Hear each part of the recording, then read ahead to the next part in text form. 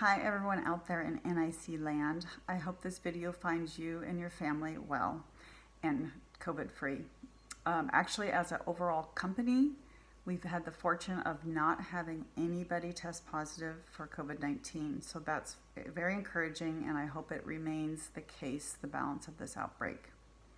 I wanted to reach out this week via video and give that a try instead of an email or Word document. And if you guys like it, maybe I'll do it this way. We'll see how it turns out.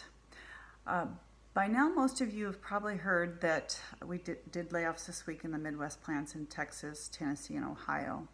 And that's affiliated with PACCAR coming back on the 20th, plan to come back on the 20th at reduced build rates. They're dropping their build rates by about 20%. Now, PACCAR has been on a build rate reduction for the last 6 months as the overall business has softened.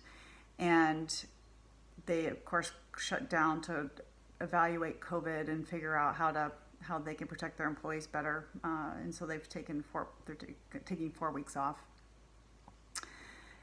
But they did announce reductions. And unfortunately, in the United States and most of the world, in manufacturing, labor is our single biggest controllable cost, and to stay viable as a company long term and stay in the black, we have to adjust our staffing when our sales decline. So that's why we laid off 33 people in the Midwest this week.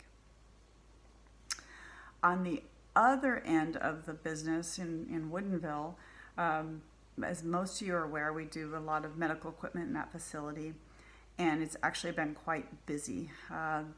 Philips Medical has a division called Respironics, and they make ventilators, and the Woodinville plant makes carts for those ventilators, and we typically, over the last 10 years, have done about 800 of those a month.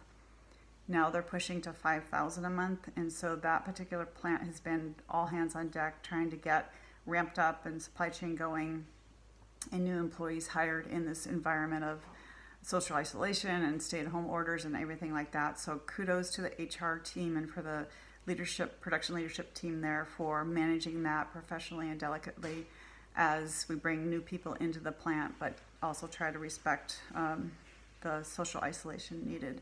That's been trying to do interviews and onboarding and training and all those kinds of things.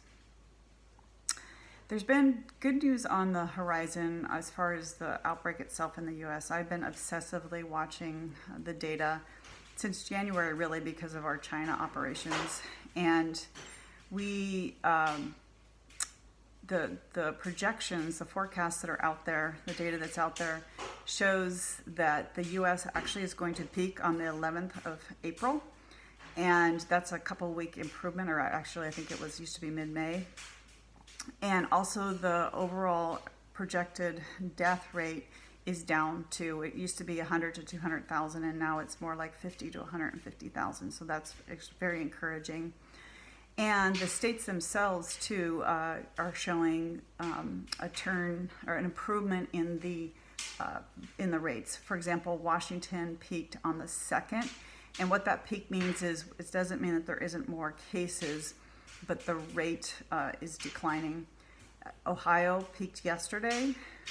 Tennessee is forecasted to peak the 17th, and Texas is forecasted to peak the 22nd. So that's some very encouraging changes in the data and the outlook, and our efforts around social distancing and good hygiene are having their effect. So that's extremely positive.